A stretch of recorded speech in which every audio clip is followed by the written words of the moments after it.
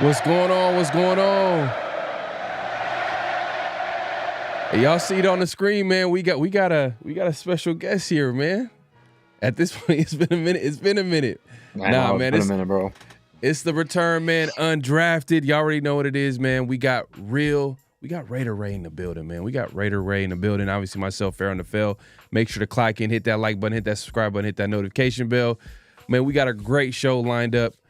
And we got a great conversation, man, because, obviously everything that's going on with the Raiders, from GM search, head coach search, Ben Johnson, Tom Brady, Mark Davis. I mean, do we have anything to talk about Mark Davis? Because he's been behind the scene, which that's what we like to hear. You know what I mean? That's what we got to give. That's a good thing, man. We got to give Mark a random applause, man, real quick. I like that we haven't really heard from Mark like that, because in reality, that's the best case scenario for the Raiders. Because, obviously, it hasn't worked that Mark, when he's over here making decisions left and right, he has people right now doing all the decision making for him. I think that's the best case scenario. But we'll get into that conversation real quick. Let's hit up the chat real quick, man. I know this is a late night special, Saturday night special, man. But we had to make it happen. Raider in the building. He pulls up. He says, news update from the Raiders. Reports Raiders are going all in on Ben Johnson. Facts, man. We had to 100%. That's what we're going to talk about today, man. Ben Johnson, he is the Raiders' #1 target, which, come on, man. It's a beautiful thing, man. That's what we want to hear. That's what we want to see. That's exactly what we want to hear. Usually, like, this is kind of, if you think about it, this is like the opposite of last offseason or last year, around this time of year, where the Raiders weren't really interviewing that many people. They kind of had a decision made, and it was pretty much AP at the time, but we'll get into that. Soul Assassin in the building, man. Appreciate you coming through, my guy. We got Raider Resistance, man. Digital Prez, man. One of the best Raider IGs out there, man. Make sure to give him a follow.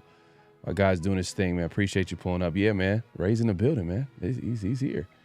I hope you're doing good, Digital Prez. It's been a while since I got to talk to you, bro. Yes, it's been a minute. It's been a minute, man. But hey, we're gonna have a lot of. He's saying you look like DC with the beard. Oh, damn. Okay. Oh no, bro. He's calling you Derek Carr, man. Derek Carr in the flesh, man. We got Derek Carr in the building. Let's go. I'm not coming back to the team. No, I'm just joking, man. We got Sean Schefter. Johnson, he says, salute Raider Ray, PharoahNFL, man. Appreciate you pulling up. My guy always coming through with the Raider news. Man, appreciate you supporting.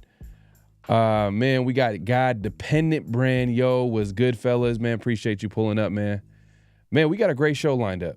Because we got a great conversation, and we're going to have a conversation with everybody, man. We want to talk about the latest and greatest with the Raiders. And Navy vet in the building, man. Appreciate you pulling up. Man, Richard Line, we got everybody. We got all the OGs in the game here, man. Everybody's pulling up tonight, man. SVT, man, it's been a minute, man. Appreciate you pulling up. My guy, man, salute.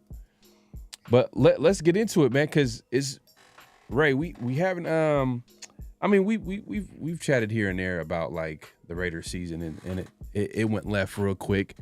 But let's just start there. Like, what did you think of the season last season? Before we get into the coach talk, the coach talk, GM talk, Tom Brady and all that, like, what did you think of the season and AP? Yeah, inevitably it's going to bleed together, but obviously the season was a huge disappointment.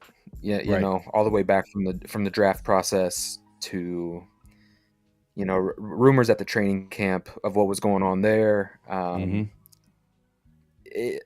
the season started, and after the first 4 games, you kind of seen what was happening and transpiring, and yeah, dude, it was overall it was a huge disappointing season. But there's not much to say about the year.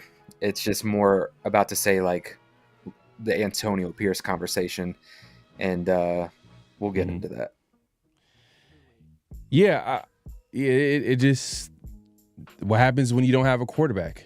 And they dealt with injuries, and I know a lot of people kind of point to Antonio Pierce. Let's talk about it. Antonio Pierce was fired. Do you think the Raiders made the right decision in firing AP, or should should a coach, like any coach, should have more than 1 year, right? To show, improve what they, especially a guy like AP. It's not like he has a whole lot of experience. So No, you would think, this is yeah, where go I'm ahead, go ahead. excited to talk with you because, bro, this is gonna be. Right. All right. We're All gonna right. see this a little. Yeah, we're gonna see this a little bit differently. I feel So like something's coming, man. yeah, I feel you like, so obviously last year, me and you were both AP guys, right? Me and you went to the right. Jets game together. Even in the post game, we talked about how AP should be named the full-time head coach when the offseason comes around. Mm-hmm. It was obviously a different taste than Josh McDaniels, and we both bought into that. I was a prisoner of the moment as well. I'll fully accept that. But now hindsight's 2020, and now that the season is wrapped up and AP's been gone, there's a lot to kind of unpack of why, one, this was a good hiring or a good firing, and two, why I don't believe he should have got a second year. Okay. So really, when we look at the contract details, man, that tells you everything that you needed to know. And I think that there's context to why Antonio Pierce got a 2-year contract. Mark, I'm not a cheerleader for Mark. I think Mark does a lot of good things business-wise, but I also think that for the first time in a long time, Mark has wanted to make a situation where new ownership delegates football decisions. And last offseason, behind the scenes, we all knew that Mark Davis was in the process of new ownership changes going on behind the scenes, both with Tom Brady and other minority owners, and that deal wasn't in place yet. And before Mark Davis goes out and hires another contract, head coach contract to another 4 years, Mm-hmm. he puts a 2-year offer on a table for an Antonio Pierce, who is an interim head coach, who the players were, banging the table for, and he put a 2-year deal out there. Now, as a head coach, a 2-year offer is nothing. That's nothing. And it tells you everything that you needed to know about how Mark Davis kind of viewed the situation. And more importantly, how he viewed the situation that was going on behind the scenes, that Mark did not want to go out there and hire another head coach to a 4-year contract while new ownership was going to take over the building. So, yeah, you give Antonio Pierce a 2-year head coaching gig, and I don't really feel bad for AP. You know what I mean? I know that he didn't get the head coach or the quarterback position, but bro, when you look at it, it's like he knew what it was.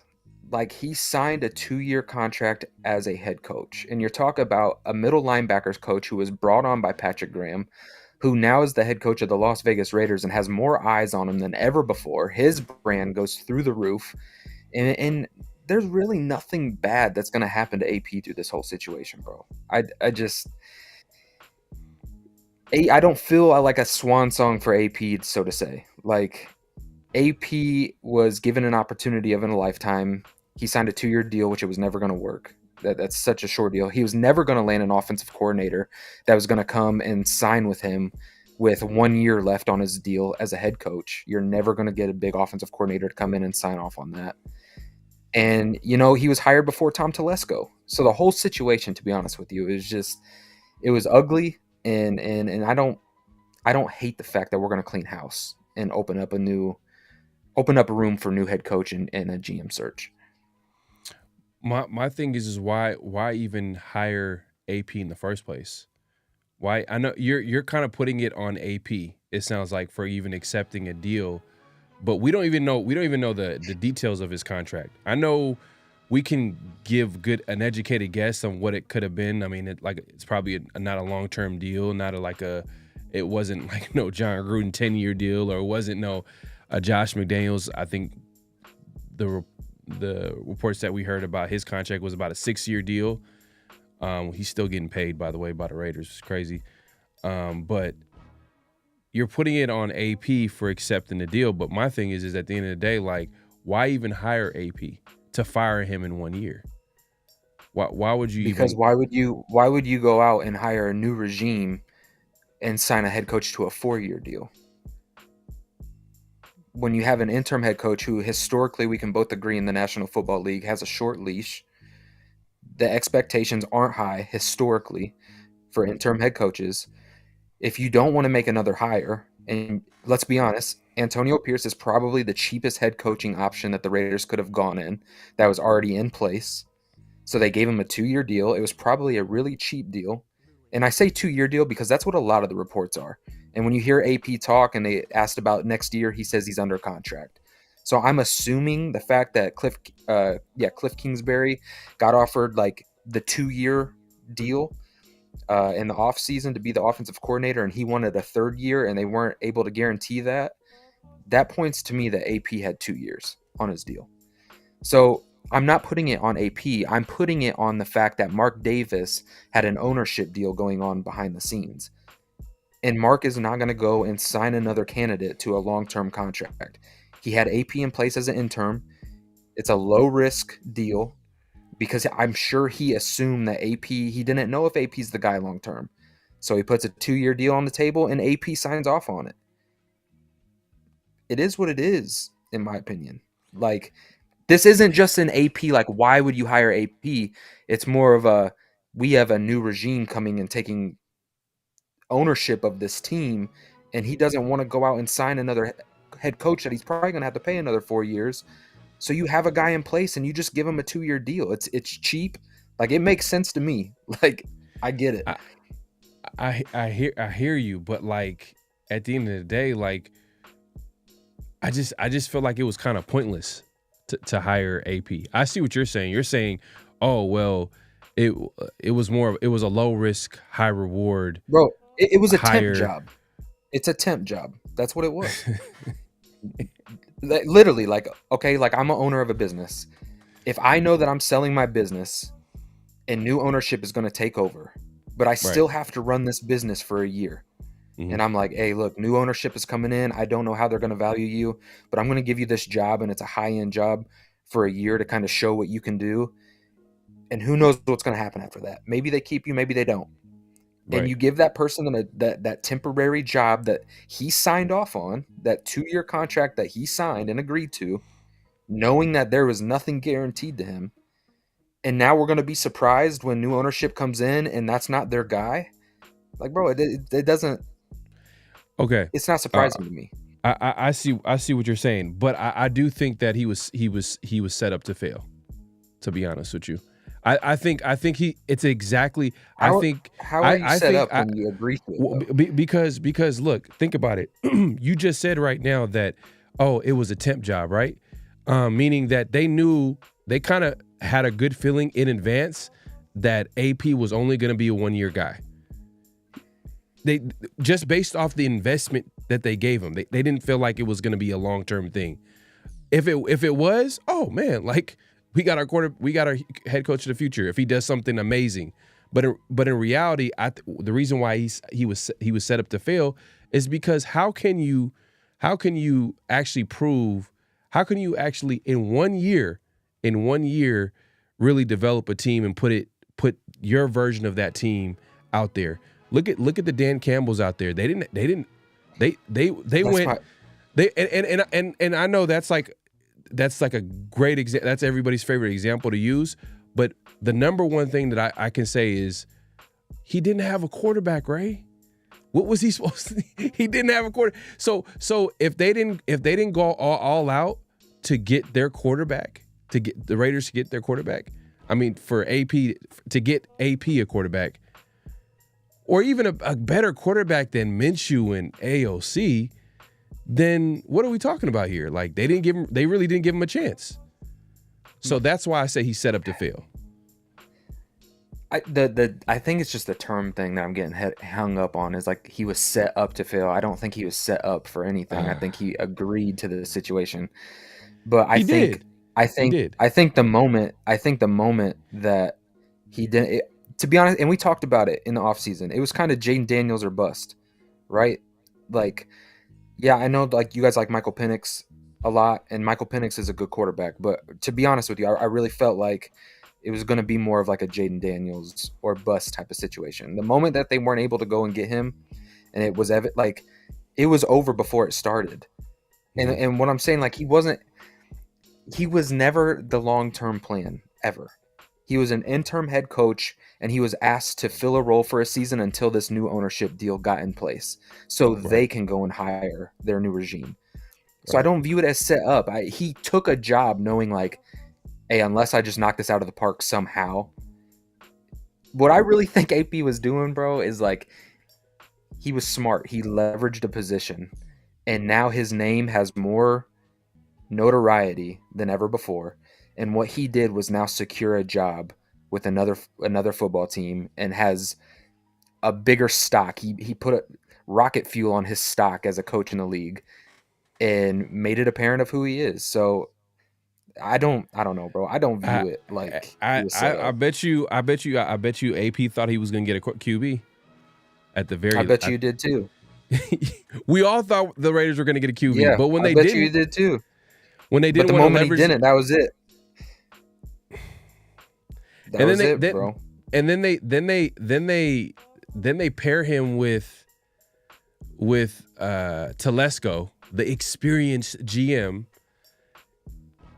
but very conservative GM, someone that you pointed out to be conservative. So Yeah. imagine if they paired him up with an Ed Dodds or someone that was a lot more aggressive.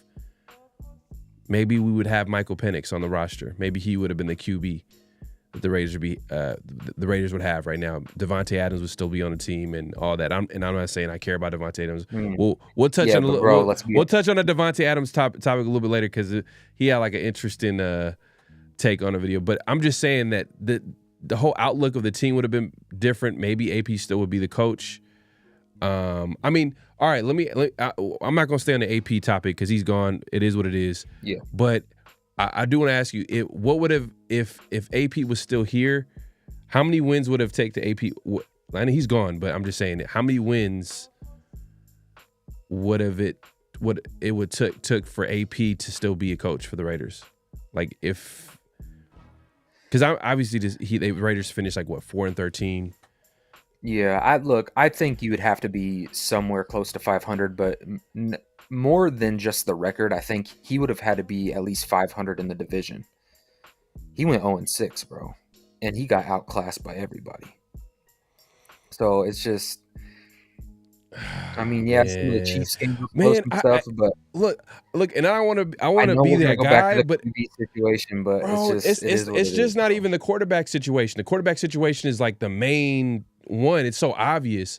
But look, how about the injuries to the defense? The injuries to the defense. Zamir White being Zamir, just everything that you said he was. Yeah, but let me say this. Trash. Good coaches elevate the talent on their roster. The only people to have more injuries on the defensive side of the football than the Raiders is the Lions. And look at the Lions defense right now. Why? Because good coaches elevate the talent of their players. In my opinion, Patrick Graham carried Antonio Pierce's entire tenure as a Raider. Because of Patrick Graham and his ability to scheme up that defense and keep the score close and low, AP is not a play caller. AP was not a defensive mastermind that was calling the plays. That was all Patrick Graham. And if you're going to be a culture CEO type of head coach, you better know how to manage a football game. And AP wasn't able to do that. So he can't call plays offensively. He wasn't able to bring in an offensive coordinator to run an offense. Cliff Kingsbury was his number one choice. Remember that. Let's not forget about that. There's some obvious things. No, Cliff Kingsbury was his number one option. You're right, but we're missing the context. Why did Cliff Kingsbury not come to the Raiders? He didn't get that third-year deal. He probably sat in that interview and knew what it was, bro. He listened and he was like, "No, I want nothing to do with this." But you know I what, know though? that this dude's probably fired at the end of the year. But you know what, though? You know what? It's actually more than that too. The Raiders actually don't give out 3-year assistant deals. They give out 2-year deals. And Cliff was seeking a 3rd year, and then the rest is history. The Commanders swooped in and took Kingsbury. But I gotta point to that. It wasn't like AP went and was like, "Hey, Lou Getsy's the guy." It's terrible that he settled for him, but the reality is his number one choice was Cliff Kingsbury. I think at the other interviews though. Look at the other interviews that he had lined up. You weren't going to get any good quality offensive coordinator to come here, which was my point. Cliff, yes, he had been fired and let go, and he was in the college rankings, and he wanted a shot back in the NFL. That's why AP was able to get that interview. Outside of that, there was no good quality offensive coordinators knocking on the door to come work with AP. It just wasn't. Chip Kelly, Luke Getsy, like, come on, bro. I don't think Chip Kelly would have been that bad. I think Luke Getsy was terrible. Chip Kelly as an OC. I think they were all going to be terrible. That's what even Cliff. Even Cliff. No, well, yeah, probably with the quarterback situation. You didn't like Cliff, and Cliff. Look what Cliff is doing with Jaden Daniels. Cliff landed Jaden Daniels. Cliff was in a world of a different situation. But we were at 13. Great move by Cliff, though, by the way, because he's getting he's going to parlay it into a head coach gig, which we'll get into later because I've got a landing spot for him. Yeah, that's what I'm hearing as well. But let's move it along, man. I know AP's gone; he's not the head coach, but I just felt like it was just shady to begin with. It was just pointless to hire AP if you're not going to actually give him a shot, like give him a chance to. And to me, giving a coach a shot, you give more than 1 year, and plus you give him a quarterback. You give a head coach in today's NFL. You got to give a coach a quarterback. But that being said, I don't know. I think I'm not like. I don't know if I'm like not explaining it like good enough or like clear enough for like. It's not that you're saying that it was a low risk, high reward move. It was a transition. Saying like why sign him and. I say, like, why wouldn't you sign him? Because you have the new ownership coming in behind the scenes who want to make a hire. Right. Why would you go out there and sign a coach to, like, a 4-year deal when ownership might not even be involved with that guy and want nothing to do with him, and now you set it back another 3 years? But you're making why would you not hire AP? Okay, but Mark Davis is still the owner. Mark Davis is still the majority owner. You're making it seem like the Denver Broncos who sold their team. You're making it seem like the team was sold to another owner outside of Mark Davis, when in reality it's just minority owners. Now the minority owner is Tom Brady. I give you that. It is Tom Brady, a Tom Brady who it's clear that he's calling the shots right now. Like the Raiders are, having him lead the way when it comes to input on the coaching search. And now the GM search. The other day, Tom Telesco was fired. Let's get into that, man. Let's get into that. I know we can go back and forth situation. I get it. Some people feel like, yes, I'm glad AP's gone. He's not the guy. I get it. All right. You know what? I'm kind of like. Let me finish it with the podium. Go ahead. Thing. Go ahead. And it's gonna get you flustered, but we're gonna move on completely afterwards. All right. Go ahead. So the podium thing.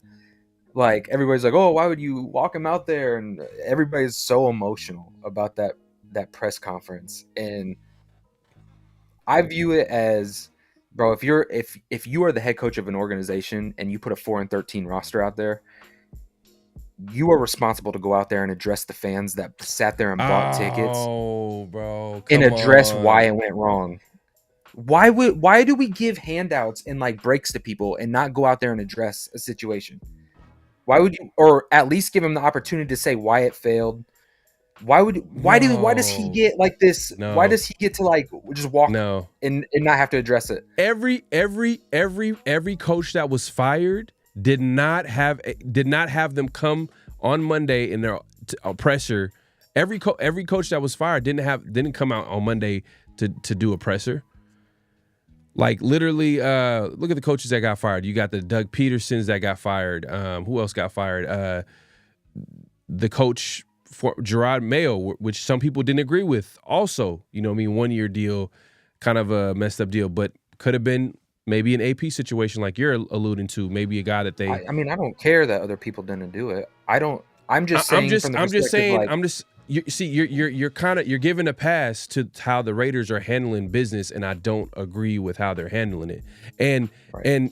and you could say, oh, it doesn't matter, but it does matter because the Raiders haven't been winning football games. They haven't been an organization where you could point to and be like, hey, they're pretty successful when you compare to NFL teams. It's not working. The way they're handling things is not working. When you have Del Rio going out there and telling, and I'm Del Rio, 2017 season, he announced his firing. His was worse almost because it was like that's way worse. That's way worse. Way worse. And it all points to who? It's all about leadership, right? And it all points to Mark Davis and how he handles that building. And that's fair to criticize and how to handle the situation. You're kind of like you're kind of giving him a pass. I'm not defending Mark in this situation. I'm saying, what is the problem with this organization? It's accountability. If I fail at my job, I'm accountable to tell people where I failed. Why do these head coaches get a pass that they fail, they have a trash season, and then they walk and they don't have to show face?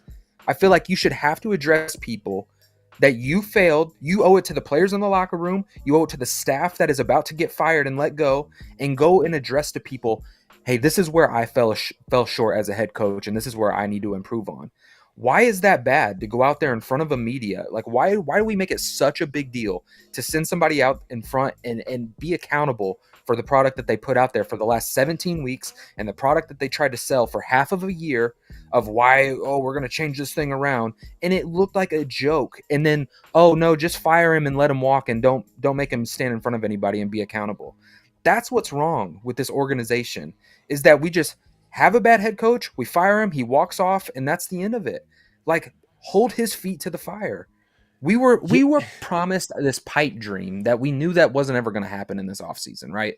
All this hype about, why can't I go up and trade up for a quarterback? Why can't I go do this? Why can't I go do that? All this talk, all this hype.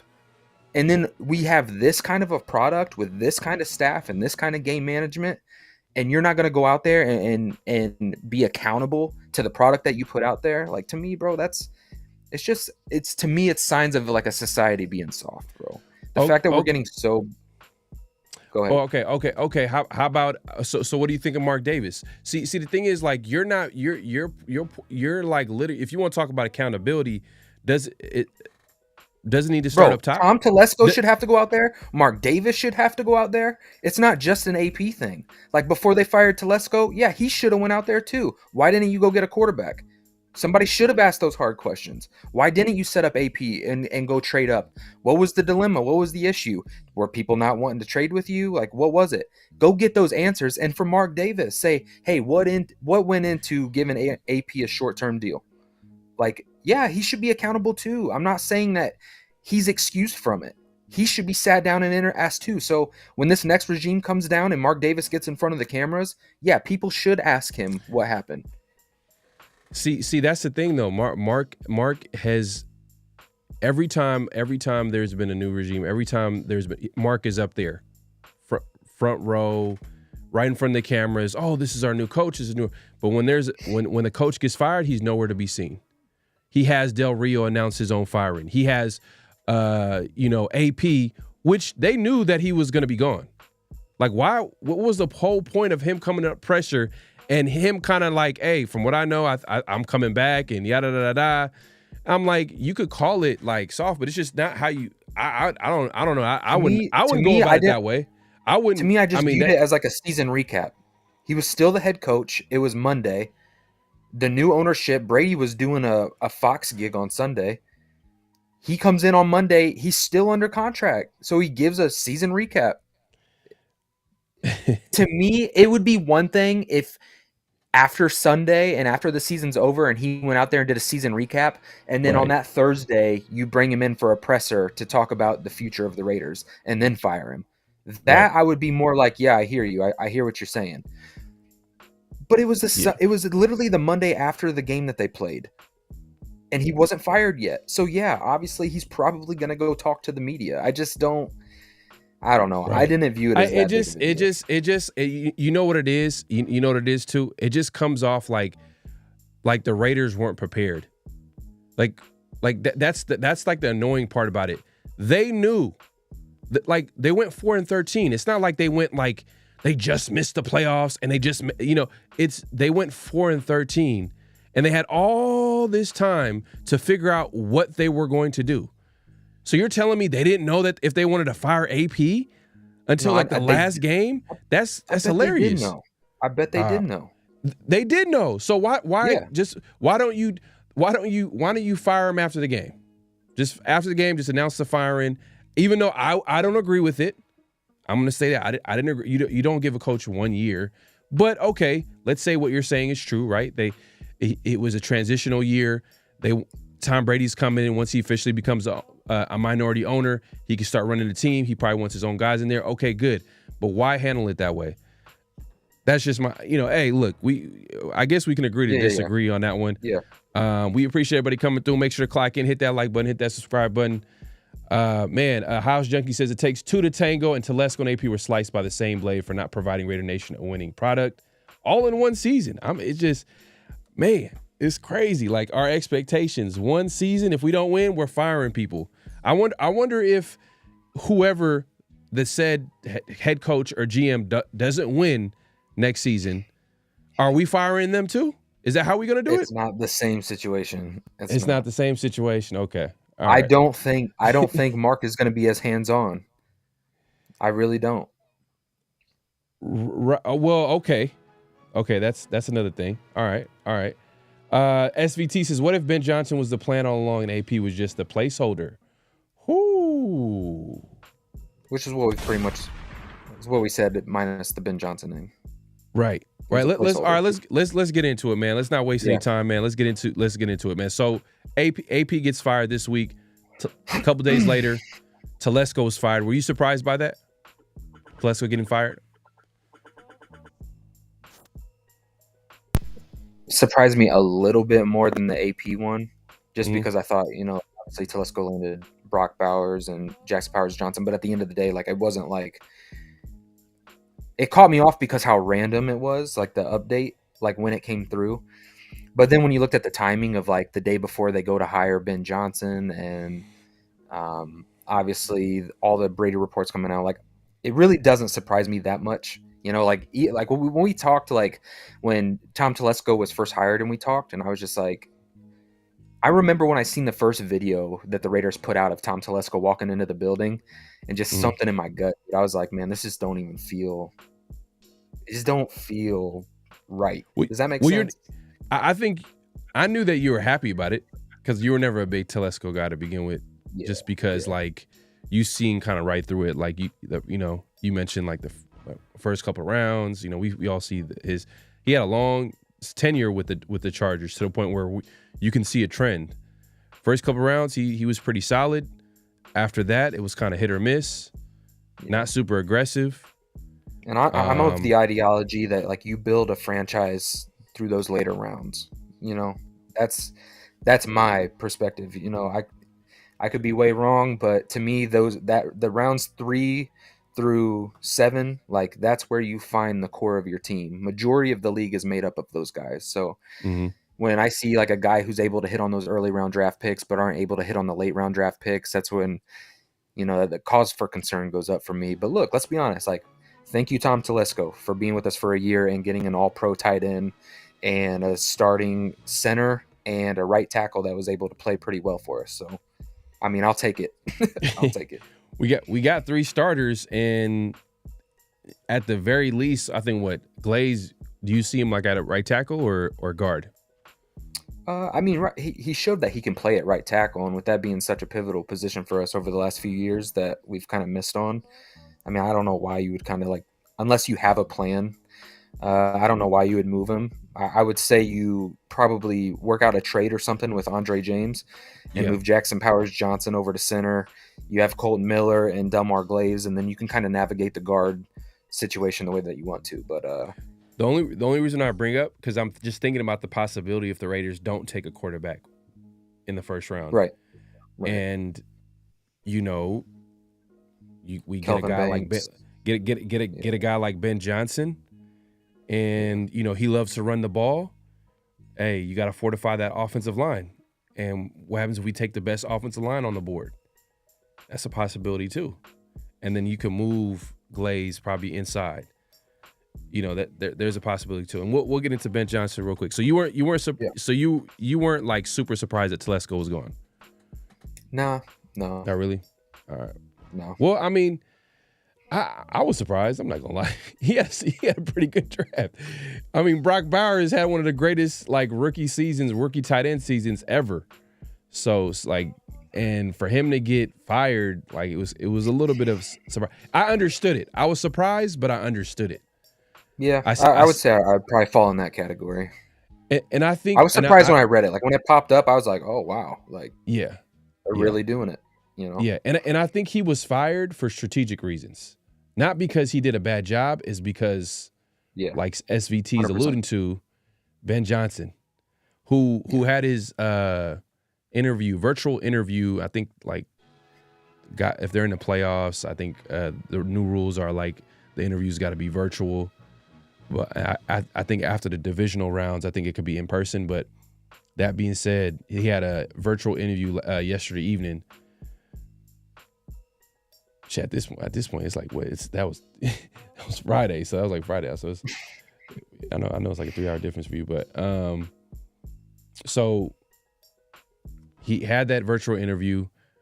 The next day, Ian Rappaport, he's pretty much reporting it and saying that he's the number one target for the Raiders. Right. And that's something to keep an eye on is Ben Johnson and you know and the Raiders. I mean, Tom Brady pretty much made it happen from what it sounds like. He got on the phone with his his agent, broke down pretty much how it would look like for him to be a Raider, and how that would look like, and yada yada yada. The rest is history. So the impact is being felt right now with Tom Brady, and I'm not gonna lie, I love that. I love the fact that we're able to, just because we have Tom Brady in the building, we're able to get interviews that I don't think we would get if Tom Brady wasn't there. I'm not sure if Ben Johnson, because Ben Johnson he's been quoted to say that he's not going to waste anybody's time. So for him to take the interview with the Raiders says a lot about how he views the Raiders, especially with Tom Brady in the building. So it also alludes to this narrative that keeps going around that the Raiders aren't a desirable head coaching vacancy compared to the other three, right? The Patriots, the Bears, and the Jaguars. And I want to get into this because this is important. This is huge because we're not looking at context. We're being lazy and we're not really looking into it. And if I'm being completely honest, if I'm a Ben Johnson and I'm looking at this situation, right? Let's start with the Patriots because I'm of the belief that the Patriots are actually the number one destination for a head coaching candidate. They got Drake May, they got the most cap space, and they have an organization that has stuck with the head coach historically. Outside of Gerard Mayo, you know what I mean? That's another discussion, but yeah, historically they've stuck with a head coach. I feel like that is the number one head coaching spot, and by all accounts, the reports came out today that Mike Vrabel, they're in contract negotiations. That's Mike Vrabel's job, okay? He has the history there.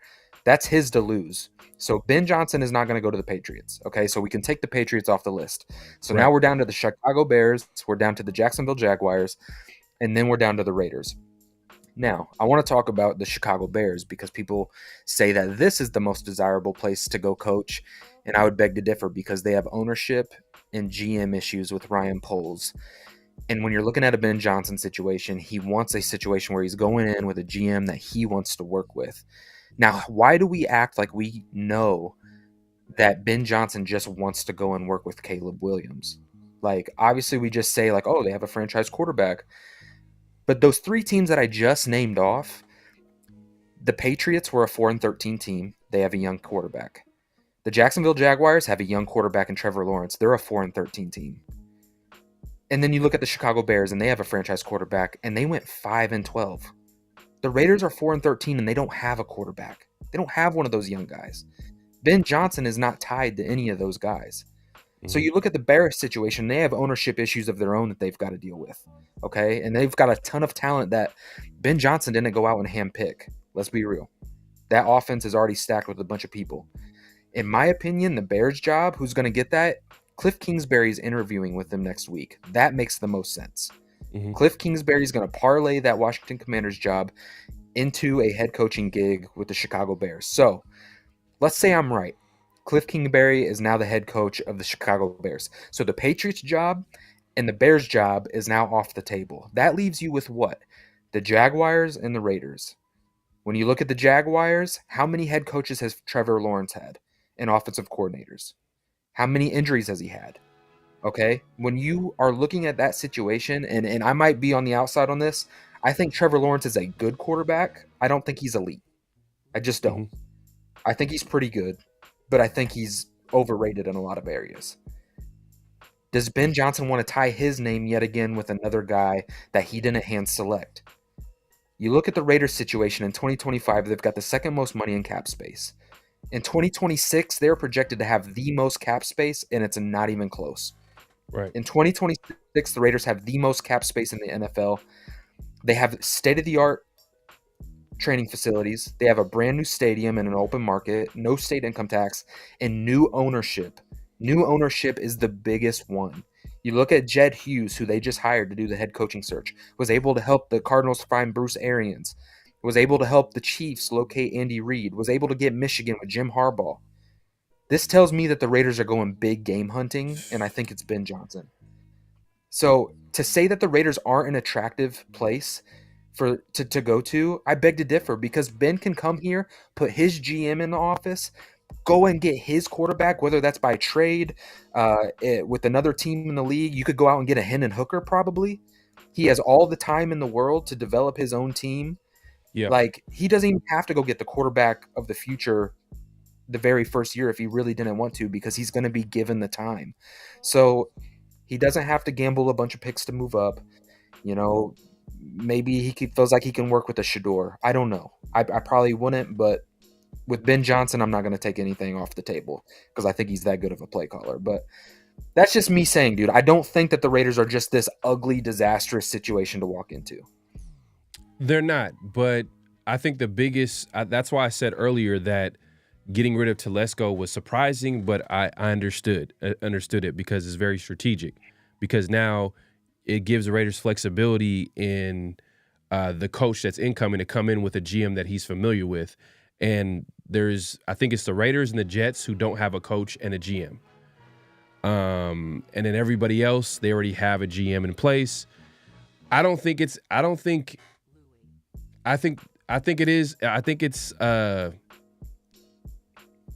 going to be, in my opinion, I think not having a quarterback in place kind of takes away from the Raiders a little bit.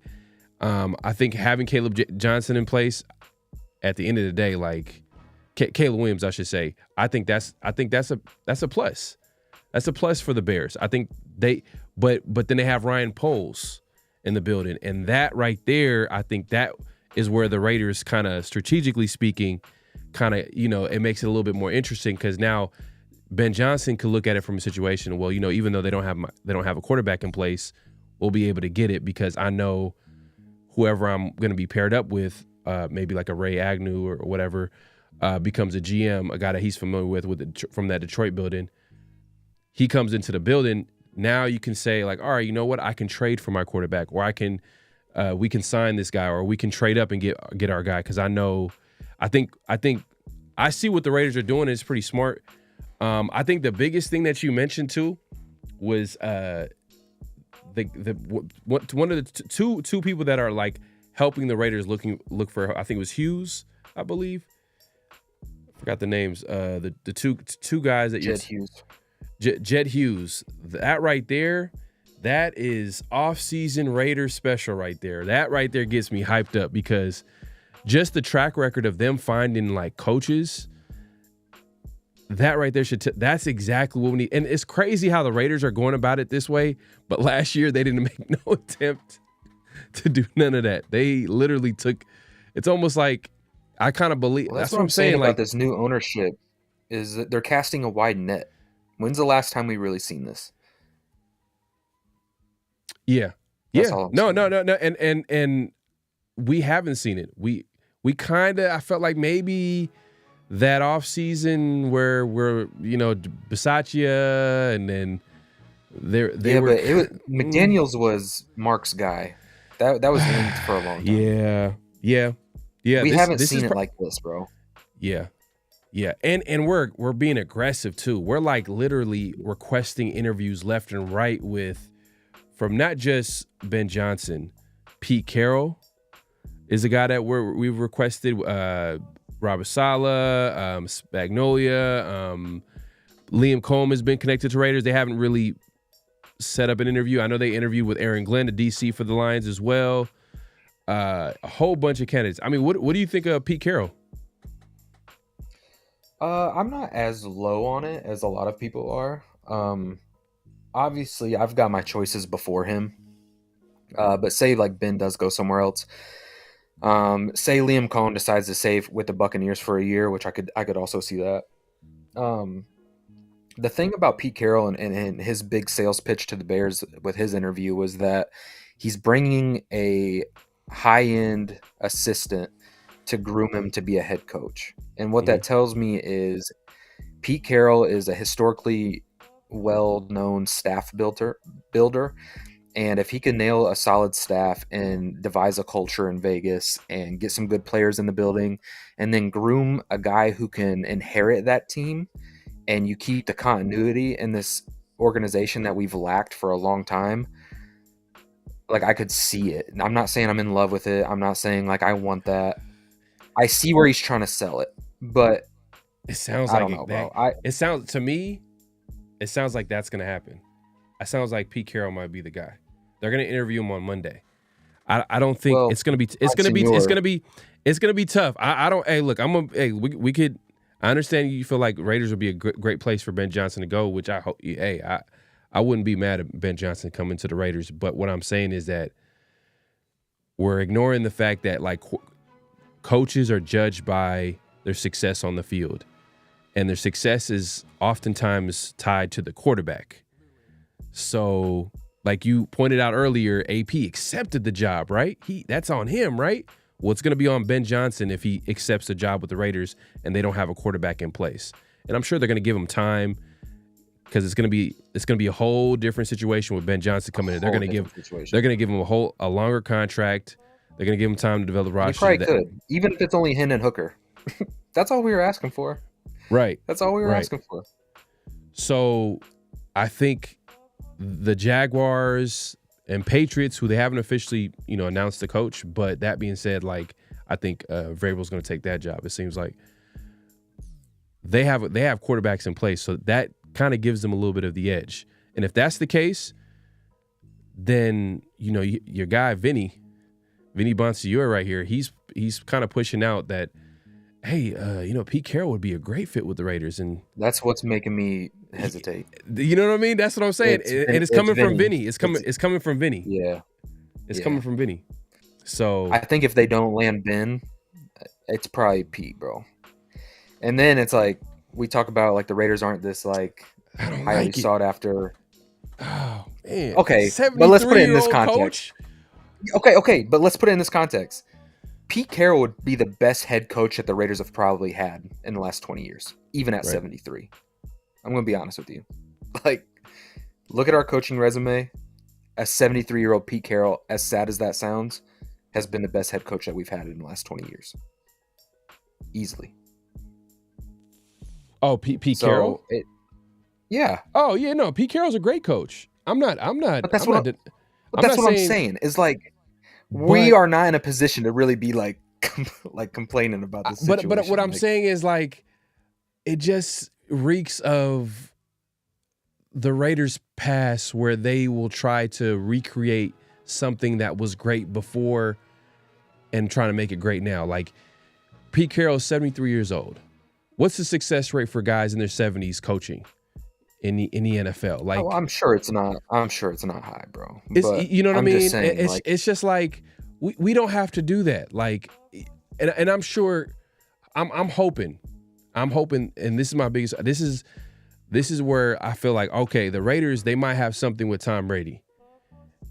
If he can see right through that and be like, okay, you know what? He's the guy that knows football. He's the guy he's announcing all these games and he's watching these coaches. And I know he can't go into the building. He can't talk to some of the guys, but at the same time, he's still broadcasting. He's still kind of in the mix as far as watching the game. Just go and get that guy. Like, if it's not going to be Ben Johnson, let it be an Aaron Glenn. I'm not mad at Aaron Glenn. He was there with Detroit and building that team. I wouldn't be mad at that as well. I like Munkin, the OC from the Ravens. Liam Cohen, I know you're big with him. OC with the Bucks. Yeah. Let's do it. Let's go ahead. Like, look at all the successful teams. A lot of the successful teams, they didn't go ahead and hire a 70-year-old coach. And my biggest thing is the Raiders are not built for Pete Carroll. I know a lot of people are going to be like, look at the age of Andy Reid. Look at the age of Jim Harbaugh. 60s is different from 70s. 60s are different. I get you, bro. I get 70s. You. I'm just saying they're not the young Bucks. They're not the young Bucks. Andy's got Super Bowl win. I'm not saying I want it. I'm really not. But I'm saying, like, among the options, if you're looking at like a staff building coach with the option of grooming somebody to inherit a team, I could get that. I would understand, like, okay, a organization that has struggled to have an identity at the head coaching position wants to get a guy who's pretty known for being a culture changer. So yeah, that's it. I'm not saying it's a good thing. Like, I'm not here to defend I get it. I get the reasons why, like, oh, the Pete Carroll, like, this is the type of situation where he excels at, bringing the culture, yada, yada, yada. But I'm like, he's in his 70s. Right. It's like like if a team hires a coach in his 70s and he's a great coach, I would hope that the roster that he's gonna coach is ready to win now. Well, but the Raiders are currently rebuilding. What kind of role he's gonna play? Like, dude, is 74-year-old Pete Carroll gonna be the active sideline, like, everything, or does he have a staff that he's ready to mitigate responsibility? It's true. To? I don't know. I just don't know those conversations. It's a good, you know what? It's a good conversation because people make great points. You made a great point, and a lot of other people as well, like, bring up the fact that he's built great staffs. That's something that he's going to do. He's going to put some guys in there. So it's going to be interesting would the Raiders know in advance who he's going to groom to become the head coach? Are they going to know that in advance? I would want to know. If you're going to hire a 70-year-old coach, who are you going to groom? I just want to know what direction you're trying to go with this. Who that guy is. Yeah, for sure. But real quick, man, we got people sending in Super Chat. Space Beast in the building, man. Appreciate the Super Chat, my guy. He says, can we talk about the chokers getting torn? The Chargers, man, Herbert, 4 interceptions, choked. Yeah, bro. That's ugly. Playoffs. Man, I know a lot of people. They're gonna be talking about that the whole offseason. And hey, the Chargers are gonna choke, man. That's what they do. That's what they do. He definitely had a tough game. I think they lost it was pretty much a blowout against the Texans. And we got people pulling up left and right, man. My guy, Raiders Smoke, man. Appreciate the Super Chat. He says, I got to show love to my brother. It feels refreshing knowing that TB12 is making stuff happen. BJ's considering the Raiders because of TB12. Facts. Man, 100%. 100%, man. I agree, man. I was doubting it a little bit. I was kind of, concerned because, I do have Raider PTSD. That's something that I'm going to have to, I manage every day. Man, I just seen everything go wrong. Everything that I've seen with the team go wrong, I've seen it with the Raiders. So just be patient with me. But I do love the fact that, like, man, Brady has that impact. He has that ability to, like, make things happen. And look, he has Ben Johnson considering the Raiders. So we'll see how that shakes out. We're gonna keep it on that, man. Smoke, man. Appreciate the Super Chat. Man, he come through again with the Super Chat. Man, I appreciate the support, my brother. He says AP Telesco failed to address the one glaring need the team needed, that was a QB, and had a chance to get Russ on a vet minimum and chose to trot out Minshew. Facts. Now, do you put that on AP or do you put that on Telesco? Ray, would you, if as far as who the quarterback should be for this team, who obviously they gave a contract to Minshew, and not going with a Russell Wilson, do you put that on without AP knowing without knowing the dichotomy of how that building operated, and just going off basing it, like, my guess that I'm assuming that Tom Telesco had roster decisions under his tutelage, then I would blame Tom Telesco for that.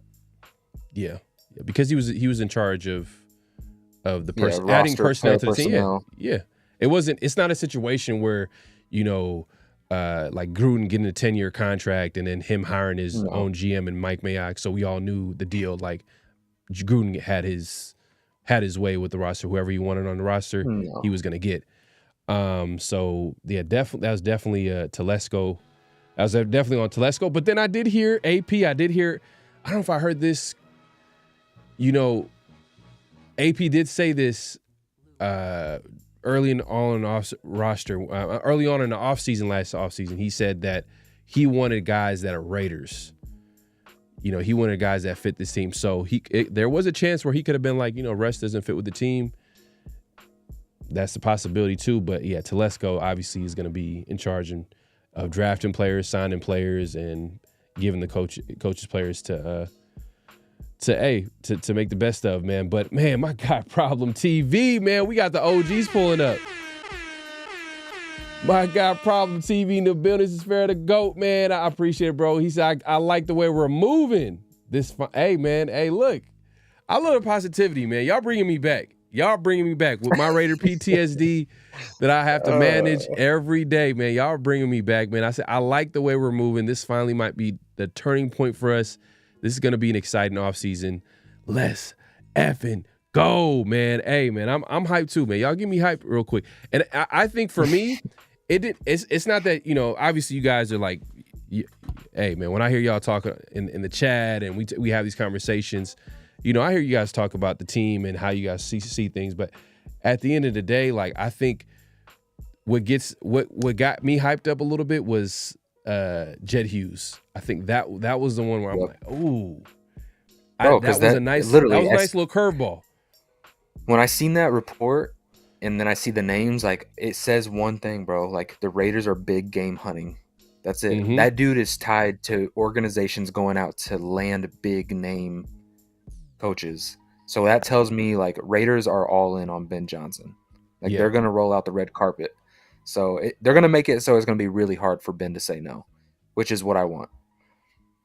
Yeah, well, I mean, we'll see, man. Ben Johnson it seems like is the number one guy for them. It's just after Ben Johnson is where I start questioning, like, me personally, I don't want Pete Carroll, for obvious reasons. But you see, Deion reached out today. Deion reached out? Yeah, Deion reached out to Raiders representation today and said that he wants to be the head coach. Hold up. I did not see this. Yeah. I did not see this. Hold up. Whoa. Hey, man. I'm surprised you didn't see that. Man, it's been crazy day, man. I gotta hold up. Oh, okay. What? Okay. Deion reached out? What? Deion reached out to the Raiders. I told you, bro. Hell nah. I told you. Hey, we talked about this months ago, though, bro. I told you this was coming, bro. I told you. What? I told you it was coming, bro. You know what? I don't want it because not because I don't want Deion to come to the Raiders. It's because how long? It's like, because you don't want Deion to come to the Raiders. Because no. It's because the reason why he's coming to the Raiders is because he wants to coach his son. So yeah, 100%. That's which I'm not mad at. Hey, look, you want to be a part of your, like, that's a dope. Like, you get to coach your son and going into the end, then that's a possibility doing it in the NFL. But I just don't see that as a good reason for the Raiders to hire Deion. Like, so what happens if it doesn't work out with the son? It doesn't work out with Deion? Like, let me ask you this. Now that I'm thinking how is that gonna work in your locker room? Like, what happens if Shador is trash? And Deion, what happens? Let me give you this situation. Let's say the Raiders pretty much ignore Deion, or Tom reaches out and be like, hey, look, like, we kind of got our eyes set on something else, and he hires Ben Johnson. Do you think Deion will tell Shador that he doesn't want him to go to the Raiders because they denied him a job? Say that again. Do you think that Deion would tell Shador he doesn't want him to go to the Raiders if the Raiders deny Deion the job and hire, say, a Ben Johnson? Do you think like this could literally leverage the Raiders out of Shador? That's funny. That'd be petty. The king It of wouldn't petty right surprise there. me, though. That would be so petty if he did that. It's a possibility. I mean, but at the same time, though, if you want your son to go to a situation, Ben Johnson is not a bad situation to go to. Right. Damn, I just don't want Deion, man. It just seems like he just goes to the highest bidder. He's not going to be there for that long. It goes to my point, though. It goes to my point, though, that the Raiders do have value, and people do want to come here. Like, he reached out to us, and there's other coaches. All pretty much the coaching candidates outside of Mike Vrabel have interviewed with us. So it's not like the Raiders are just this, everybody's throwing up a big X and staying away from the Raiders organization. I'm telling, like, new ownership and Tom Brady effect is real in Vegas right now. And people are wanting to see what it's about. So that's the exciting part of being a Raider fan right now is kind of seeing that dichotomy. Ryu Ken says, I just don't see the Ben Johnson to Raiders thing. We are the worst opening spot. We have no QB. We don't have a high enough draft pick for a QB. Even then, QB suck this year. I think he's just using us for leverage. How do you feel about that, Ray? I don't think we're the worst spot if I'm a head coach candidate. You're being biased right now. I'm not being biased, bro. I'm not being biased. Look, we're both wearing Raider hats, but I think you're the most biased person right now. I'm not trying. Look, I'm not going to sit here and assume that I know these guys want to go work with any of these quarterbacks that aren't their guy. And if you're talking about like a 10-year deal, a 8-year deal, like you're starting fresh and you're wanting to pick your guy and build things your way and get your GM and have a ton of money to work with in a new area and everything, bro, new ownership. All these other regimes have previous ownership that they're going to have to deal with and have historically proven that they're just as bad as we are. They're all ugly outside of the Patriots job. So we're just looking at the quarterback situation and saying, like, that's why the Raiders are unattractive. But you could make the argument that the Raiders are attractive because you can go get whoever you want. Just because there's not like a clear first-round quarterback draft pick, I'm not going to take the Raiders job. Like, that's lazy. He could go out and trade for anybody he wants to go out and trade for. Nobody's stopping him. He could go do that. Like, all right, I'm gonna give you a trade possibility here. This week we heard that there were certain rumors going around, especially with how the season ending and the playoff teams being officially known. The Vikings they went 14-2 this year, 13-3, 14-2. Had a really strong season. Kevin O'Connell, great coach, great play caller. Sam Darnold playing really well for them this year. He's a free agent. Yeah. Vikings might sign him to a contract. If they sign him to a big-time contract, then they might go ahead and shop J.J. McCarthy. Do you see let's say if Ben Johnson was a coach, right? Do you see the Raiders attempting to make a trade for J.J. McCarthy? And what would be the highest that you'll give up for the Raiders? For a J.J. McCarthy? I don't think the Vikings are going to move J.J. I think he stays with the Vikings. Would I trade for J.J.? Sure. If you get on draft night and a guy doesn't fall in your lap or you don't have a clear plan. First round pick? Because that's what they're saying that he'd be worth. That's what it's going to cost. It's probably going to cost more than that, to be honest with you. That's disgusting. It's probably going to yeah, exactly. It's probably going to cost more than that. So, is J.J. McCarthy worth that 6th pick and more? I'm not doing it. Yeah. But who am I to say that, Ben Johnson can't make it work with J.J. McCarthy? I would get it. But we got to we all have to stop and realize, like, even if somebody gives up a lot to get a quarterback, if it works, it was worth it. So we got to stop with like, we put a value on something and we're like, oh, that's just terrible. It's so ugly. Unless it like, if it pays off. Now, obviously, we're looking at it through the lens of it's not going to work out because that's our history as a fan of the Raiders. But if Ben Johnson goes out there and gives up a 4th round pick and gets a Hendon Hooker, and he's able to start and show you something for a year, then it is what it is. Like, or they get a Jackson Dart or whoever the quarterback is, bro. It doesn't matter. But Right. it's just my point of like, you don't know who the player is until you have them. In the offseason with Sam Darnold, just like, were we mad that we signed Gardner Minshew over Sam Darnold? No. Nobody was saying that. Why? Because everybody thought Sam Darnold was trash. Everybody thought he was a backup and thought Gardner Minshew was a backup. Until what? Until he landed with an offensive play caller that catapulted his talent, and now he's looking like a legit quarterback. So who's to say that Ben Johnson can't find that out there? I don't know. You mentioned Hendon Hooker, right? And that would be the obvious guy that the Raiders would probably target in the trade, right? Because he was in the building for Hendon Hooker. He's familiar with them. But that being said, they picked up Teddy Bridgewater right before the playoffs, which I would say speak well to Hendon Hooker because he's been there the whole time, and then they just signed Teddy Bridgewater and Hendon Hooker's healthy. Like, do you think Ben is high on Hendon Hooker, even though it's kind of, I don't know. Maybe not, and maybe not. And I'm just using Hendon as just an example. It could be anybody, bro. Like, it could be like who I liked last year was Tyson Bagent. It could be a guy like that. It could be a Matthew Stafford, which I pulled up in your guys' comment on the 50-50 show. And I talked about Matthew Stafford. Now, the offer that I gave was probably a little rich, but at the time of that conversation, yeah, you're probably going to have to overpay for a veteran player like that.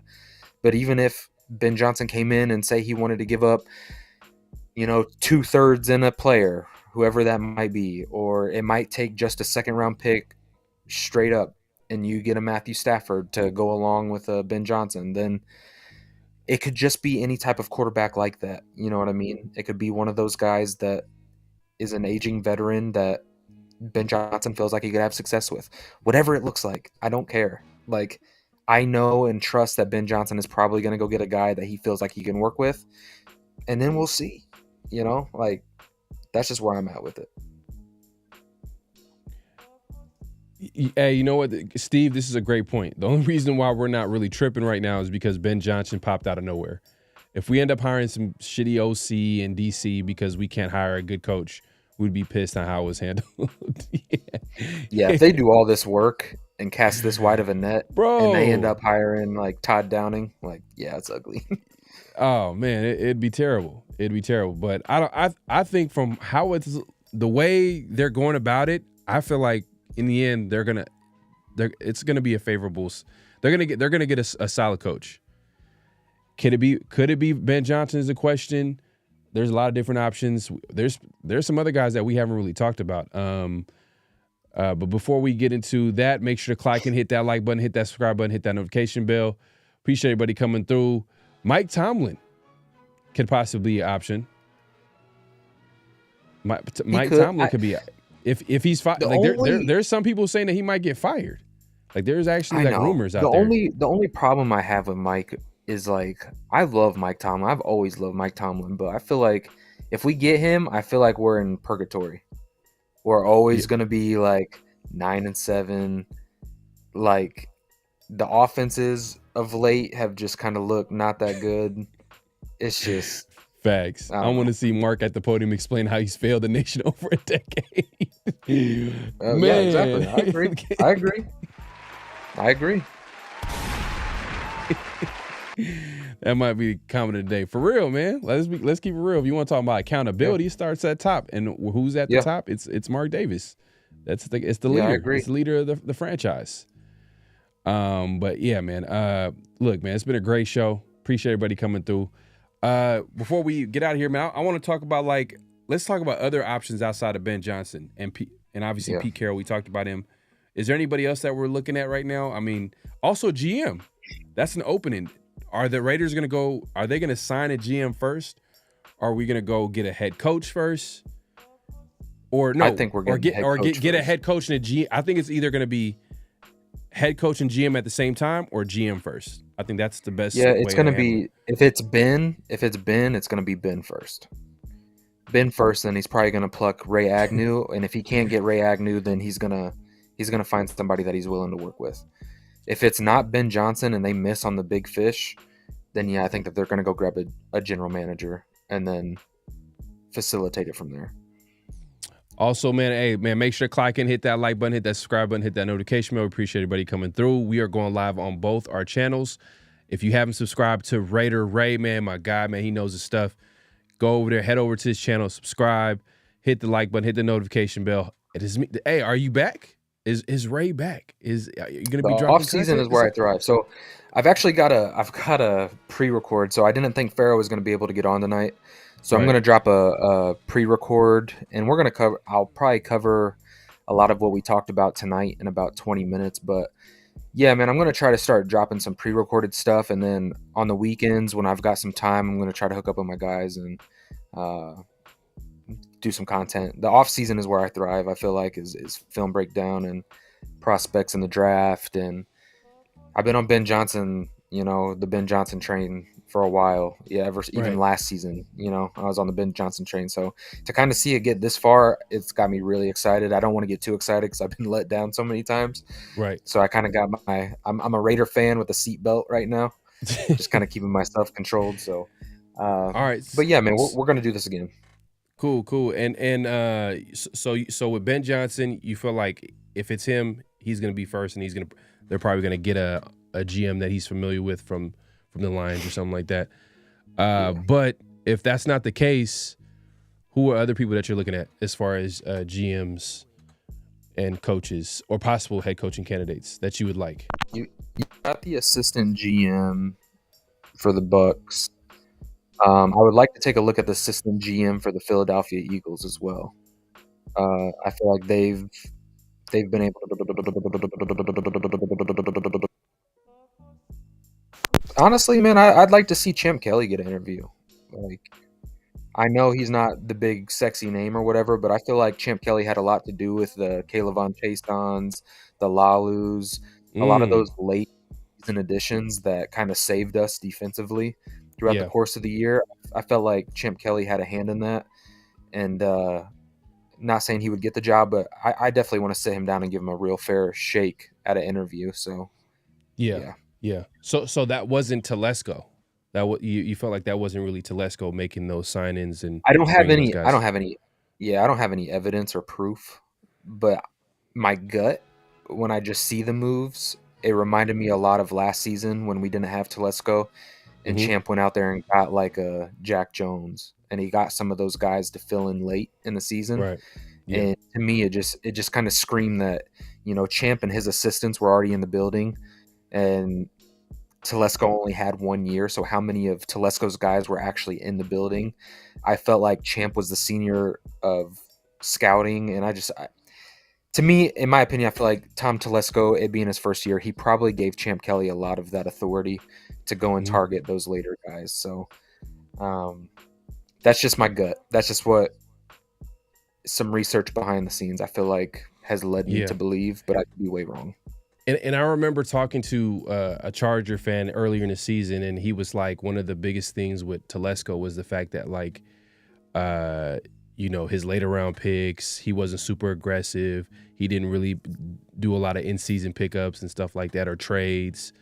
Yeah. So, and this is a guy, Charger fan. He was with the Chargers for what, about at least 9 seasons, right? So he kind of seen a trend, a pattern there. So coming to the Raiders, first season here, we get the Chase Yans, the Roman Harper, was actually a solid pickup too as well. So, but he was actually on the Chargers roster. So I don't know, maybe Telesco, was he paying attention? I don't know. But hey, if that's Champ Kelly there, hey, we should definitely consider him, or at least giving him an interview.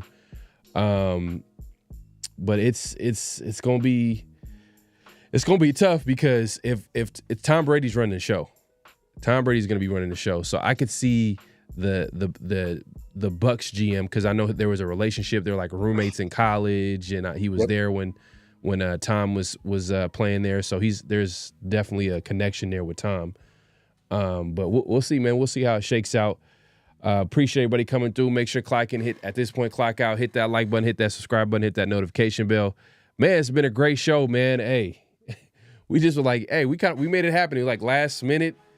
It's a late night, Saturday night, man. And I know everybody's watching these NFL playoff games. Real quick, who's your Super Bowl pick before we head out? Oh, I think the most fun game would probably be like Ravens-Lions or Bills-Lions, something like that. So I want to see the Lions make it, man. This might be a long process, but I want to see the Lions make it. Yeah, because they're doing it the right way. And we've seen it from the beginning, like the way they built it. Like they went from the first season with Dan Campbell was like 3-13, 4-12, something real bad, and they just kept building. Bro, they went the hard road. Man, built that team. That's why I'm not mad at either Ben Johnson or even Aaron Glenn, because he was there. He's seen how that team was built. And I think the Raiders right now, in my opinion, they're rebuild mode. You got new GM, and it's like coach. Ray Agnew too, because Ray Agnew I believe he was a part of that LA Rams team when McVay and them started coming over. And so they kind of rebuilt 2 franchises back to back, to be honest with you. Mm-hmm. So they've taken 2 franchises from being pretty garbage to extremely relevant. So that's what encourages me, is like, get a guy who has been a part of taking a bad team and making them good. Is Aaron Glenn going to the Jets? Didn't he? Oh, that was the Patriots. I think he's going to the Saints, to be honest. He's going to the Saints? You think that would be a big get for them? I think so. Especially the Saints being in a situation. He has a connection with what? Him. He has a connection to him in the building. Yeah, he has a connection in the building. I actually think he was what was he? I think the Saints is probably the worst job, to be honest with you. I think so too, but he wants to be a head coach. And hey, Aaron Glenn might want to follow him. You know, I don't know. We'll find out. I know one person. Dan Campbell's going to have a big job, like replacing Ben Johnson and Aaron Glenn. Like, we'll see, man. I think cupboard is going to get picked clean. And that's another thing that you probably can criticize AP for, was like building a strong coaching staff, building a good coaching staff. And that's a good trait for any coach, because you just mentioned Pete Carroll. What was one of the strengths of him hiring him is that that he's going to hire a good staff around him. So AP had every fired head coach of like the last 10 years on his staff. And then his son, and then Marvin Lewis's son. Well, he had some good like, come on, like Marvin Lewis wasn't bad. Like one of the we were 4-13. It was all bad. Yeah, it was all bad. But I'm just saying, Marvin Lewis was he was a long time coach for the Bengals. Obviously, he coached that great Ravens defense. That wasn't really a bad assistant. Well, we'll see what kind of role he gets if he's not that bad. If he's not that bad, we'll see what kind of role he gets. Bro, you're going in on AP, man. I swear, like you're. I'm not. It's not a good staff, bro. This was one of the most embarrassing, like, if you're going to be a CEO head coach, right. This year really showed the flaws. Like, there's no defending. Like, give me one great quality about Antonio Pierce, why you say he should be a head coach. I think football. Don't. And let me say this. Let's not say you're trying to take away. No. You're trying to take away from him. I know what you're doing. Okay, I got to take away one thing for you. You can't say like the players played hard, because this is a professional league, and the bare minimum that players should give is a team should play hard. That should be bare minimum. You shouldn't get like a credit to your you know what I'm trying to say. So yeah. Give me a quality in him as a coach that tells you he should be a head coach. I think he's a great leader. He's a great leader. You could tell the players respond to him. You're gonna say, "Oh, the players." Oh, but that's a great quality. And you know how good a quality that is. McDaniels didn't have that. McDaniels had everything, everything but that, and we seen what that looked like. I agree. Leadership, I agree, but I'm saying football. Football. On field. What is he good at? Well, that's not his strength, though. He's not an X's and O's coach. But that doesn't mean that you can't be successful. Is he a CEO type of coach then? Yeah, so he needs to have a good staff around him. But is he a CEO type of coach? Can he even manage a game? He hasn't shown that, but look, all I'm saying, okay, look, everything, look. See, you want to bring this conversation back? We could bring this conversation back. I really don't. But okay, look, I'll let you get your thoughts context. It's all about context, right? If you're gonna hire someone that's inexperienced, are you gonna just give that person 1 year? If you're gonna draft a guy, right? Are you gonna give that rookie just a year to prove he can be a franchise whatever defensive player a year, like candidate or a franchise QB? No, Brock you're gonna Bowers, first team All Pro, 1 year. Shout out to Brock Bowers. Max Crosby. Max Crosby wasn't the player he was his rookie season, even though he had a few sacks his rookie season, but he was not the Max Crosby that we know that he is today. Right. So would you have AP pulled the is not anywhere near Max Crosby right now? No, not at all. No, not at all. Man, you are an AP hater, man. Hey, bro, look.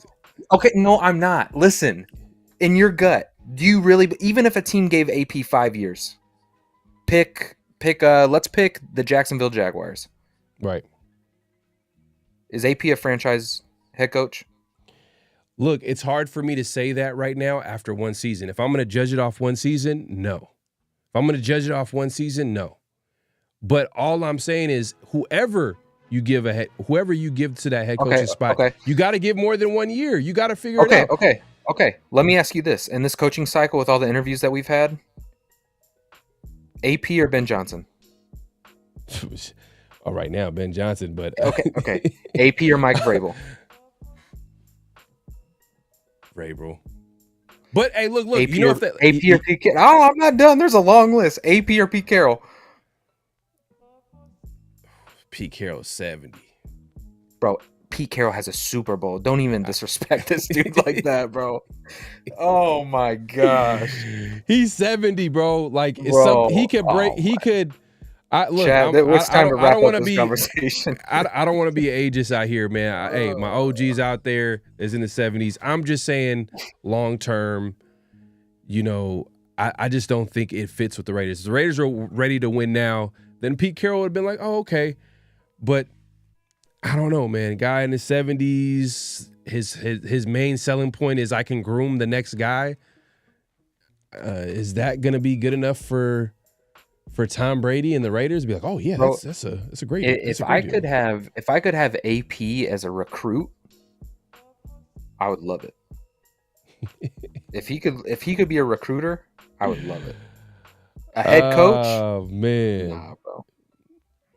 Man, hey, look, hey, AP, if you're out there, if you're watching the show, man, hey, look, I support you, my guy. You were AP. Definitely. I hope your family's good, and I hope you're good personally as a man. As a football coach, you were cooked. It is what it is. Man, you know what? Look, imagine if we had a quarterback this year. Imagine if we had a quarterback and we were healthy on defense. I felt like we would have won more games. Just straight up. I think we would have won way more games. Even if we would have had a quarterback, we still would have been trashed because we didn't have a coordinator. Damn, Lou Getsy was disgusting. God. Bro, I was so mad when we hired him. I was so mad. Like, what were you thinking? Like, why did we hire him?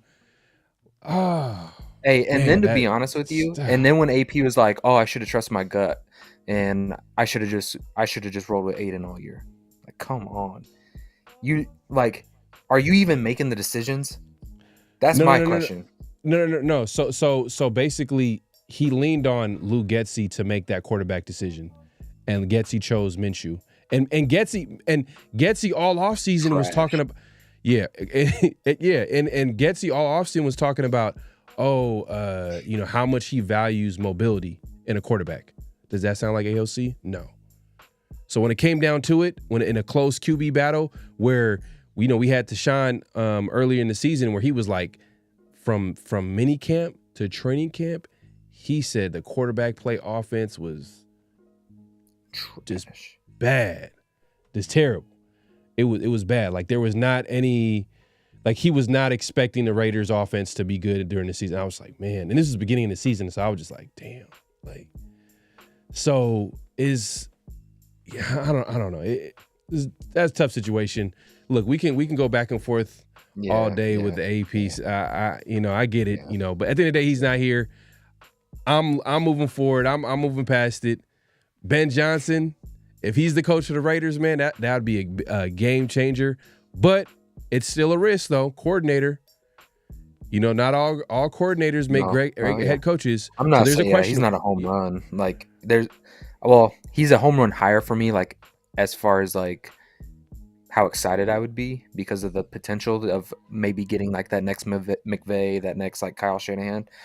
But that's not to say that he doesn't come with a bunch of risk either. You know what I mean? We've seen it time and time again. So, but I feel like, the juice is worth the squeeze with Ben Johnson. So that's what I would be excited about. John Rader says Sean McVay was hired by the Rams in 2017 at 30. Youngest Ben Johnson's 38 will be last rebuild. Pete Carroll won't. Yeah, Pete Carroll won't last 4 years. So that's what I'm saying. Like, who is he gonna groom? Who is he gonna groom? Is it gonna be like a guy that Tom Brady really likes? I'm not sure. I don't know. That's gonna be tough. But what do you think of Tom Monken, OC from the Rams?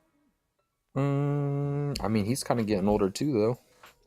But like I said, bro, that offense is like, it's kind of different because the receivers really aren't that big of an aspect. He loves that mobile quarterback. So unless you're going to go get a Jalen Milroe and, his offense is pretty unique. He's had a lot of success, though, coaching, bro. Like he's a good coach. He's a good football coach. And he's kind of like a under the radar type of coaching candidate. But I feel like you're going to have to build a pretty unique offense. I don't know about that one. Okay. All right. Real quick before we head out, man. Favorite QB in the draft right now? Me? Yeah. Outside of Cam Ward and Shedeur Sanders, because right now we're at number 6, so the chances of us getting them is kind of it's going to be hard. Yeah, so I got two guys. Two guys I'd be willing to like work with. I really like what Will Howard's done in the playoffs. I don't think he's perfect. And I like Jackson Dart. I like those two guys. Curtis Rourke. At number 6? You'll take him at number 6?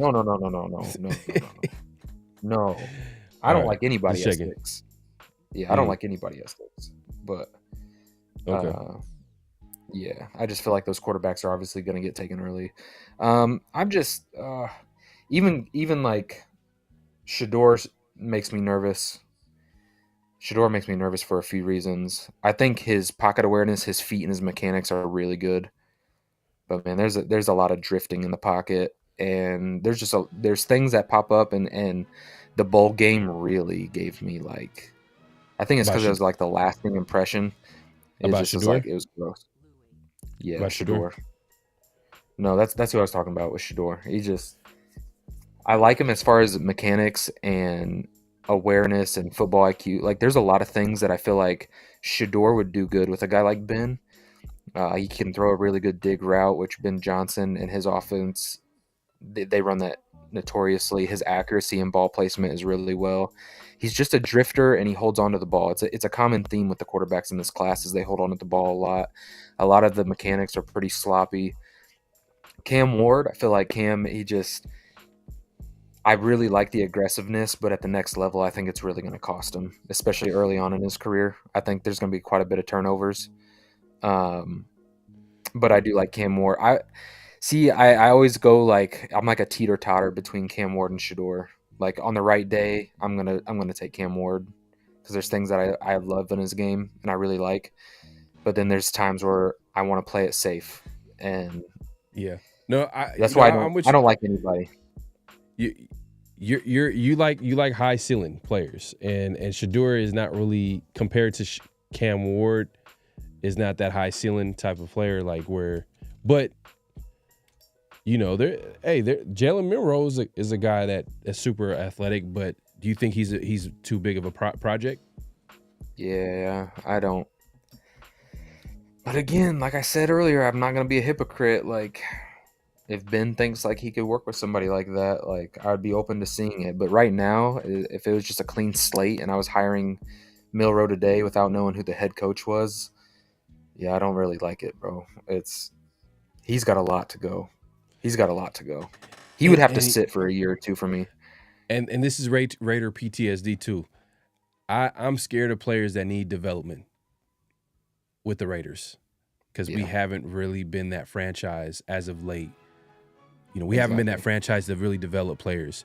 Now, are there like guys like Max Crosby who are self-motivated and they're going to just be great no matter what? Or, you know what I mean? There's certain players like that. Yes, I like those type of players. But like guys where, the coaching staff has to be consistent, which hopefully we're heading in the right direction. Right now, hey, it sounds like the Raiders, Mark Davis is really trying to,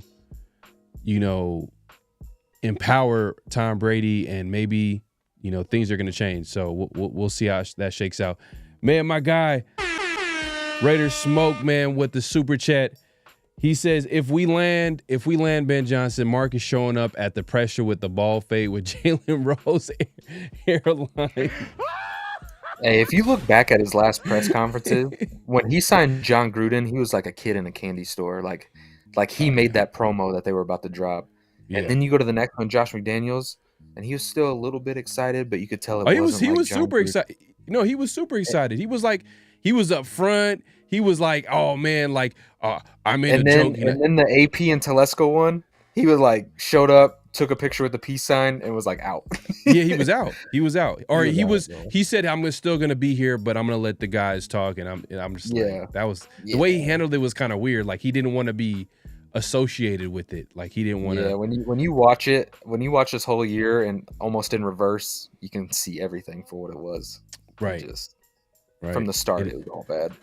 Yeah, it is what it is, man. Hey, great show. Appreciate everybody coming through. Make sure to clock in at this point. Clock out. Hit that like button. Hit that subscribe button. Hit that notification bell. We appreciate everybody pulling up. My guy, Ray, man, let the people know where they can find you, what to look forward to, all that good stuff. Hey, man, you can go over to Real Raider Ray. But first and foremost, I just want to shout out you guys. It's always a pleasure to sit in front of you guys and talk and collaborate. And I miss talking to the chat. And I hope all is well with all of you guys. Support the 50/50 show. Go get you some 50/50 merch. There you go. Shout out to the Severe Raider. Just everything that the guys got going on, man. I thank you guys for supporting it. We'll be back. We'll be back for sure, and hopefully we can get Severe on too, and it'll all be good. Yeah, man. And man, I wish we had Severe on. It was just super last minute, but hopefully we'll be able to set that up, or we're all on the screen and we have a conversation this offseason. Hey, man, make sure to follow Raider Ray, man, all over social media. Obviously, if you haven't subscribed, make sure to subscribe to his channel. Like the guy said, man, he's gonna be dropping some pre-records and future live streams over the weekend as well. So like we'll be on the lookout for that. Man, it's been a dope show. Any last thoughts before we head out? Before we get out of there? Oh man, just a good old classic, just win, baby. Hey, just the good old classic, just win, baby. I got you, man. I got you. But hey, look, just win, baby. Make your prediction right now. Raiders head coach Ben Johnson, 2025. Ben Johnson. There you go, man. All right, y'all, man. We'll see y'all soon. 50/50 show next Tuesday. There you go. All right, peace.